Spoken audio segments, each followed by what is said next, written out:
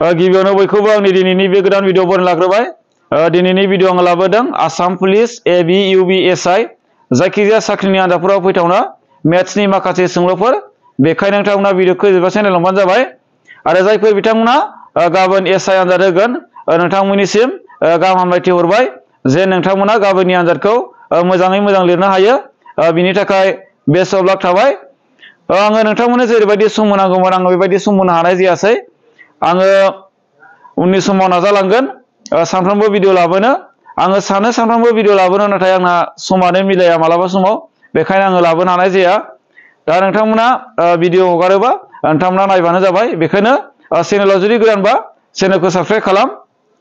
दा कुइसन नाम्बार 1आव दङ जाहैबाय बाहाय दिनै मोननै अनजिमानि रुजुथाया 8:3 अनजिमा मोननैनि दानख'गासैया 60 जायोब्ला अनजिमा मोननैया जागोन होननानै सोंदों। मालाबा समाव बेबायदि कुइसनाबो फैयो जोंना आसाम पुलिस नङाबा नैबे एसआइ आवबो फैनो हागौ, बेखायनो नायबानो जाबाय। दा मोननै अनजिमानि रुजुथाय होनाय थागोन, जायखिजाया रुजुथाय थागोन आरो बाहाय आङो होदों 8:3 माने 8:3 दङ। ओमफ्राय बे अनजिमा मोननैनिनो दानख'गासैया 60 दङ एबा 60 दङ। होमबा अनजिमा मोननैया मा जागोन बेखौ सोङोब्ला जों ओरैबायदि खालामनांगोन, नैबेखौ जोङो x हमनानै लानो हायो, मोनसे अनजिमाखौ जोङो 8x हमनानै लानो हायो, मोनसेखौ 3x हमनानै लानो हायो। दा ओरैबायदि होदों नैबेहाय ससेयाव अनजिमा मोननैनि दानख'गासैया होननानै बुंदों। होमबा बे अनजिमा मोननैखौ दानख'योबा मा जागोन? 8x निफ्राय 3x माइनास खालामोबा बेसेबां जायो? 60 जायो। होमबा समान समान जोंना मा होनो हागोन? 60 होनो हागोन। दा दानख'योबा जोंना मा मोनगोन? 8x निफ्राय 3x दानख'योबा 5x मोनगोन। दाना ओरैजाय मा थाबाय? 60 आनो थाबाय। दाना उनावहाय जोङो x खौ लाखिनानै नैबे 5 आ ओरै थांबा 60 खौ मा खालामहैसिगोन बियो? रानहैसिगोन। दाना 60 खौ जुदि रानोबा बाया मा जागोन? रानोबा 12 जासिगोन। बेयो रानोबा नोंथांमोना राननानै नायनो हागोन। दा होमबा x नि माना 12 जाहैबा दाना अनजिमा मोननैखौ सोंदोंब्ला मोनसेया जोंना 8x मोन, मोनसेया 3x मोन। होमबा 8 जों मा सानजाबनांगोन? 12 खौ सानजाबनांगोन। सानजाबोबा मा जागोन? 8 सानजाब 26, 8 सानजाबसे 8, 9, 96 जायो मोनसेया 96, मोनसेया 3 सानजाब 12 मा जागोन? 3 सानजाब 2 6, 3 सानजाबसे 3 32 जाबाय। होमबा अनजिमा मोननैया मा जागोन फारियै? 96 आरो 36 जागोन। होमबा बेनि एन्सारा जागोन अपसनफोरनि गेजेराव अपसन ए। अपसन ए आनो जागोन बेनि फिननाय। दा कुइसन नाम्बार 2 दङ मोनथाम फारियै थानाय अनजिमानि दाजाबगासैया 48 जायोब्ला अनजिमा मोनथामा जागोन। दा बाहाय मोनथाम फारि अनजिमा होननानै बुंदों।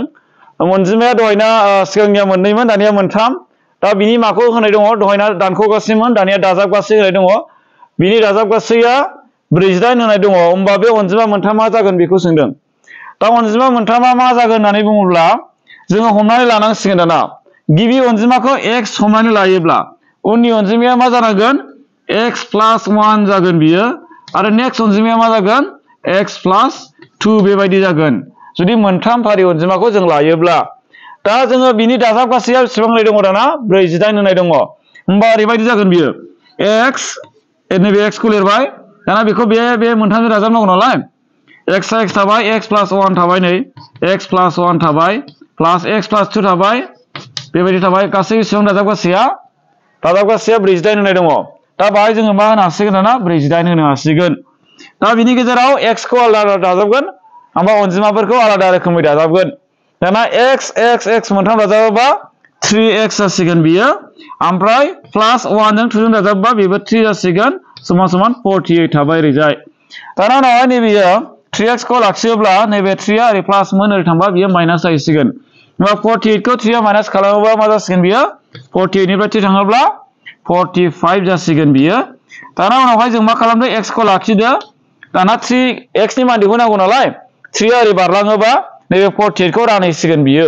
होमबा 45 खौ जुदि 3 जों रानोबा 3 जों मा सानजाबोबा 48 मोनगोन होननानै बुङोब्ला 3 जों 15 जों सानजाबोबा मा जायोनो? 3 जों 15 सानजाबोबा 48 जायो। 48 जायो। बेखायनो नैबेहाय जोंना मा जागोन? x नि माना बेखौ रानहैयोब्ला 15 जागोन। होमबा x नि माना जुदि 15 जाबायब्ला दाना मोनथाम फारि अनजिमाया मा जागोन? होमबा गिबि अनजिमाया x हमनानै लादोंमोन। होमबा बेखायनो गिबि अनजिमाया 15 आनो जाखासिगोन बियो। दाना नेक्स्टआ मा जागोन? x + 1 जागोन।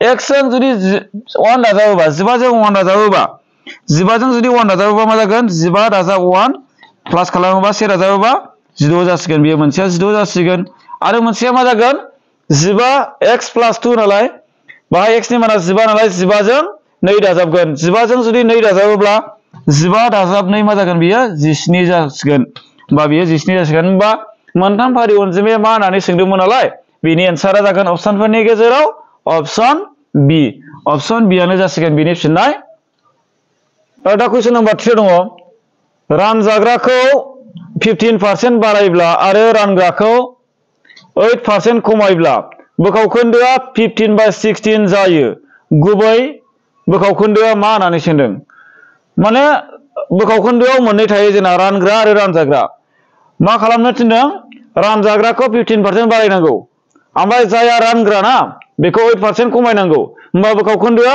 15/16 जायो होननानै बुंदों होमबा गुबै बोखावखोन्दोआ मा जागोन बेखौ सोंदों x by y हमनानै लादो बाहाय x आ जाहैबाय रानजाग्रा y आ जाहैबाय रानग्रा होमबा बाहाय रानजाग्राया बेसेबां दङ 15 दङ बोखावखोन्दो हिसाबै ओमफ्राय 16 दङ रानग्राया दा मा खालामनो होनदों फार्स्टआव बारायनांगौ ओमफ्राय उनावहाय खमायनांगौ खमायोब्ला 15% जुदि बारायोब्ला मा जागोन जुदि 100% जों बारायनाया बेसेबां 100% जों जुदि 15% प्लास खालामोबा बारायोबा बेसेबां जागोन होमबा बारायनाया बेसेबां जागोन दाजाबा 115% बेबायदि जागोन बे जाहैबाय बारायनाय बेखौ बारायनाय होननानै बुंदो बारायनाय दाना खमायनाया जाहैबाय 100% निफ्राय खमायदों बेसेबां पारसेन्ट 8% खमायब्ला बेसेबां पारसेन्ट जागोन 8% जुदि खमायोब्ला थागोन जाहैबाय बाहाय 8% खमायोब्ला 92% थागोन माइनास खालामोबा 100% निफ्राय 8% माइनास खालामोबा 92% थागोन बे जाहैबाय खमायनाय दा बोखावखोन्दोआ मामोन 15/16 मोन दा जोङो जुदि बेबायदि कुइसना फैयोब्ला जोङो गुसुङै मोनसे सर्ट काटै जोङो बोरै दिहुनो होननानै बुङोब्ला ओरैबायदिल' खालामनांगोन जोंना 15/16 खौ लिरनानै बे 15/16 जों नैबे बोखावखोन्दोजों खमायनाय बोखावखोन्दोजों नैबे 15/16 जों बोखावखोन्दो जायखिजाया बे बोखावखोन्दोजों नैबे बारायनाय आरो खमायनायखौ सानजाबनांगौ दाना सानजाब्ला ओरैबायदि सानजाबनांगोन मा सानजानांगोन बाहाय खमायनायखौ गोजौआव होनांगोन 92 खौ गोजौआव होनांगोन खमायनायखौ बारायनायखौ गाहायाव होबानो जाबाय उल्था होनांगोन थारमाने रानजाग्राखौ 15% बारायदोंमोन नालाय बे बारायनायखौ गाहायाव होनांगोन 115% बेबायदि जागोन दा ओमफ्राय खमायनायखौ मा होगोन 8% खमायदोंमोन नालाय रानग्राखौ बेखौ दाना उल्था गोजौआव होनानै मा होगोन बेखौ 92 होना होगोन जाबाय 92% खौ होआबा जाबाय दा बेहाय जोङो दानलायलायनानै मा मोनो बेनो गुबै बोखावखोन्दो जागोन बेयो जाहैबाय गुसुङै दिहुननायनि मोनसे आदब दा दानलायोब्ला जोंना मा जागोन दानलायोबा ओरैबायदि जागोन नै गोजौ गाहाय जोङो दानलायलायगोन सानजाब थायोबा गेजेराव जोङो गोजौजों गाहायजों जोङो मोनसे अनजिमाजों राननो हायो नामा बेखौ जोङो नायनांगौ दा रानोब्ला जोङो नैबे 16 आरो 92 बेखौ जोङो 4 जों राननो हायो 16 खौ जुदि 4 जों रानोबा बेयो मा जागोन 4 जागोन 92 खौ जुदि 4 जों रानोबा मा जागोन 4 सानजाब 2 8 4 सानजाब 3 12 मा जागोन 23 जागोन दाना नैबे 15 आरो 115 बेखौ माजों राननो हागोन बेबो 5 जों रानजागोन बेबो 5 जों रानजागोन 15 खौ 5 जों रानबा मा जागोन बियो 3 जागोन 5 सानजाब 3 15 बेखौ 5 जों रानबायबा नैबेखौ 5 जों राननांगोन जुदि बेखौ 5 जों रानोबा मा जागोन 5 सानजाब 2 5 सानजाब 3 23 जागोन दाना बेहाय गोजौआवबो 23 जाबाय बेखौ दानदो बे 23 खौ दानदो होमबा गोजौआव मा जागोन 3 थाबाय गाहायाव 4 थाबाय होमबा मेन बोखावखोन्दोआ जोंना गुबै बोखावखोन्दोआ मा जासिगोन 3/4 जासिगोन होमबा एन्सारा मा जासिगोन बेनिया अपसनफोरनि गेजेराव अपसन ए आनो जासिगोन बेनि थार फिननाय नोंथांमोना बुजिबाय जानो हागौ बेबायदि सर्ट काटै जोङो दिहुनबानो जाबाय फार्स्टआव बेबायदिनो खालाम बारायनायखौ प्लास खालामदो 100 जों 100% जों 15% प्लास खालामबाय 15% बारायबाय दाना खमायनाया 92% जाहैबाय खमायबाय नालाय 8% माइनास खालामबाय दाना ओमफ्राय जोंना होनाय बोखावखोन्दोआ दङमोन 15/16 दङमोन दा 15/16 जोङो सानजाबनांगोन खमायनायखौ गोजौआव होनानै सानजाब ओमफ्राय बारायनायखौ गाहायाव होदो ओमफ्राय सानजाबदो सानजाबनायनि गेजेरावनो जों मा खालामनो हायो सानजाब थायोबा गोजौ गाहाय दानलायलायोबा दाननो हायो जोङो दा दानलायलायनानै बेखौ मोनबाय आरो दा कुइसन नाम्बार 4 दङ 0.15% नि 33 1/3% नि 10,000 राङा बेसेबां होननानै सोंदों दा नैबे बे मोनसे पारसेन्ट बेहायबो मोनसे पारसेन्ट बिनि नैबे 10,000 राङा बेसेबां जागोन बेखौ दिहुननांगौ दा बे मोननै पारसेन्टनि जौखोन्दोनि बे नैबे 10,000 राङा बेसेबां दा जोङो पारसेन्ट होननाय लोगो लोगो जों मा होनो हायो जौसेनि मादाव बेखौ बुजियो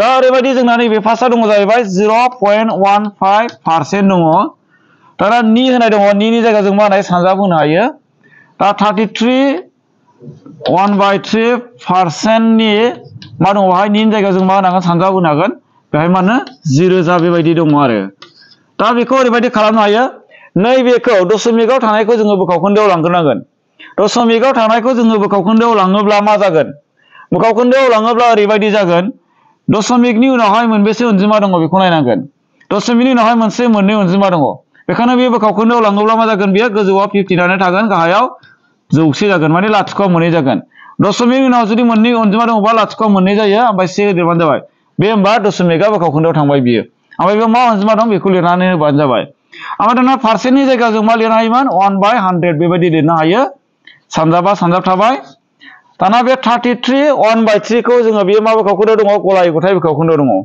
बे जुदि गलाय गथाय बोखावखोन्दोआव दङब्ला बेखौ जोङो नंराय बोखावखोन्दोआव लांनो हायो नंराय बोखावखोन्दोआव लाङोब्ला मा जायो नैबे रानग्राजों नैबे राननानै मोननायजों सानजाबनांगौ ओमफ्राय नैबे आद्राखौ दाजाबदेरनांगौ दाना 33 जों 3 जों सानजाबोबा 99 जागोन 3 3 9 3 3 9 99 जागोन दाना 99 जों 1 दाजाबबा 100 जागोन गोजौआव 100 गाहायाव 3 आनो थागोन बियो दा पारसेन्टनि जायगायाव बाहायबो मा होनो हाबाय 1/100 बेबायदि होनो हाबाय सानजाब नैबे लास्टनि 0 थाहैबाय बेबायदि जाहैबाय दा जोङो बेखौ दानलायलायनोसै दानलायलायोबा ओरैबायदि जासिगोन नैबे 100 जों बे 100 खौ दानहरनो हाबाय गोजौजों गाहायजों दानलायलायनो हायो दा नैबे 15 खौ जोङो 3 जों दाननो हाबाय 5 मोनबाय बियो 15 खौ 3 जों दानोबा 5 मोनबाय 3 सानजाबा 15 जायो नालाय दाना नैबे 0 खौबो दाननो दाना बे 0 मोननै दं बाहायबो 0 मोननै दानबाय बाव 0 मोननै दं बाहायबो 0 मोननै दानबावबाय होमबा मा थाखो गोजौआव 5 थाबाय नै 5 जों 1 जों सानजाबा 5 आनो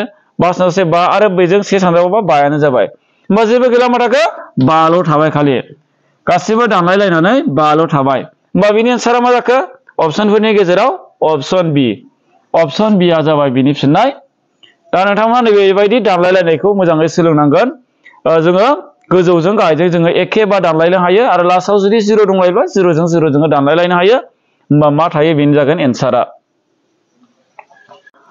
दा कुइसन नाम्बार 5 आव दङ जुदि ए नि खामायनाया बि निख्रुइ 30% बांसिन जायोब्ला ए नि खामायनायनिख्रुइ बि नि खामायनाया बेसेबां जौखोन्दो खम होननानै सोंदों माने ए आरो बि बिसोरो सानै मानसि ए आ बि निख्रुइ 30% बांसिन एबा 30% बांसिन होमबा बि नि खामायनाया ए निफ्राय बेसेबां जौखोन्दोआ खम जागोन होननानै सोंदों दा बेयो ओरैबायदि जागोन नोंथांमोना साननो हागौ ए नि खामायनाया बि निख्रुइ 30% खम बांसिन नालाय बि निया बिनिफ्राय 30% खमसिन जागोन बिदि साननो हागौ नाथाय बेबायदि जाया एन्सारा जोङो एन्सारखौ जोङो दिहुननांगोनसो दा ए नि खामायनाया बेसेबां बांसिन 30% बांसिन माने 30% बांसिन होमबा 100आव 100 जौखोन्दो थायो नालाय बिनि गेजेराव जोङो 30 जौखोन्दो दाजाबोबा बेसे जागोन बियो बेसेबां बांसिन बियो 130 जौखोन्दोआनो बांसिन बियो बे बांसिन जाहैबाय ए नि खामायनाया बि निख्रुइ बेबायदि जाहैबाय 130 जाहैबाय होमबा बि निया जुदि बि नि खामायनायखौ जुदि 100 हमोब्ला